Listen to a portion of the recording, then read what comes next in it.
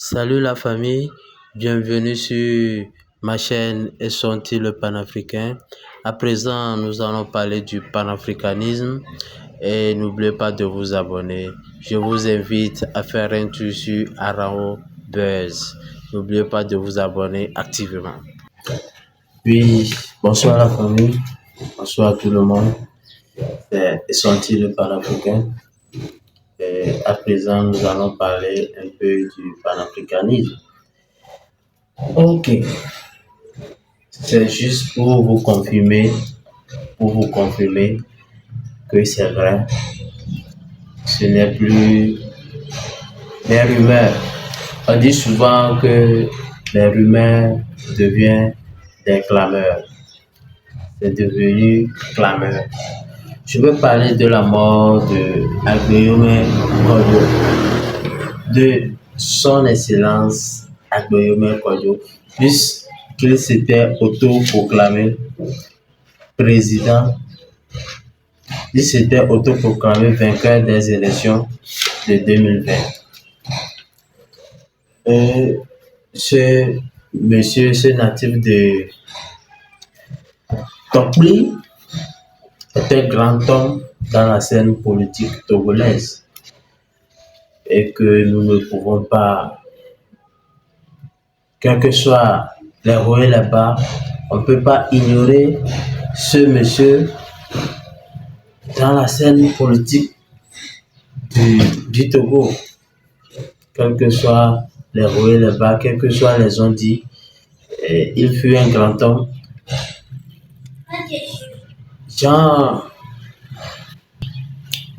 Donc, je disais que ce monsieur est un grand homme, un grand animal politique dans la scène politique togolaise.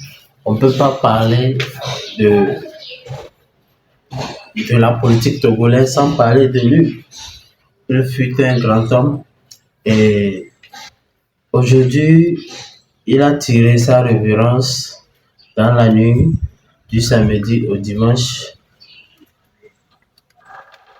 D'après les informations d'une crise cardiaque à l'âge de 70 ans,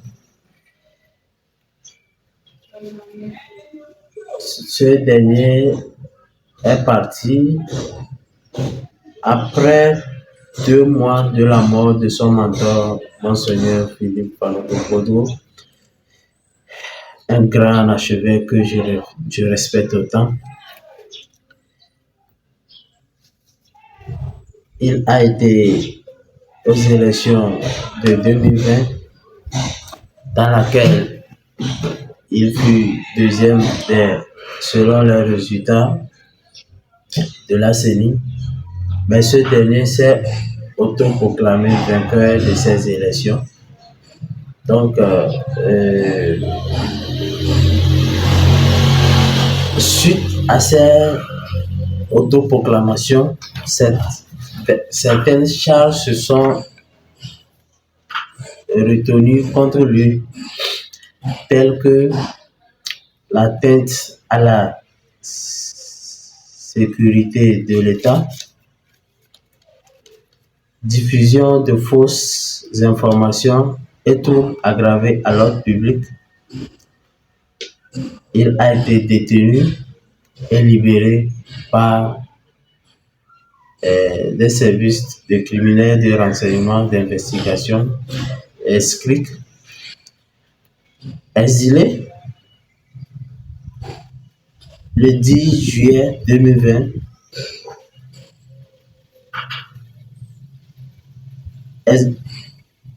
après sa libération, il était obligé de quitter le pays. Le 10 juillet 2020, un mandat d'arrêt international est retenu contre lui. Depuis ce dernier, depuis 1988, je vous l'avais dit, c'est un natif de Tokli. Il fut ministre des Sports et de la Culture sous le feu Niasse. Donc, je vais parler un peu de l'historique de ce monsieur. 4 ans plus tard, il est nommé ministre de l'administration territoriale et de la sécurité. En 1993, il est devenu directeur général du port autonome de Lomé. Le 29 août 2020, il est nommé Premier ministre. Paraît-il qu'il fut président de l'Assemblée aussi, hein. Donc ça veut dire qu'il a occupé des grands postes dans ce pays. Et voilà, je pense que voilà la raison pour laquelle même lors de son procès, lors de ces mouvements-là, on voulait l'enlever son immunité. Il fut également président de l'Assemblée nationale. Alors que qui fut président de l'Assemblée nationale, selon notre constitution, tu es substitué à la place du président au cas où le président ne peut plus exercer ses fonctions. Selon la constitution, c'est le président de l'Assemblée nationale qui prend les rênes. Ok, le 29 août 2020, il fut nommé Premier ministre. 2 ans plus tard, il est démis de ses fonctions parce qu'il réclamait les réformes. Obligé de s'exiler en juin 2002 sous le feu Ignace. Il fait son retour au pays après la mort du général Yadema Yassine en 2005 et crée son parti politique au but. Il est devenu plus tard MPDD, Mouvement populaire pour le développement et la démocratie. Quelque chose comme ça, je pense. Cette fois-ci, exilé encore en 2020 après les résultats des élections de la présidentielle de 2020. Mais cette fois-ci,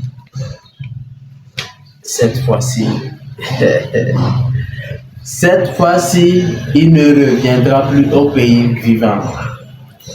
D'aucuns pensent qu'il a été empoisonné au Ghana.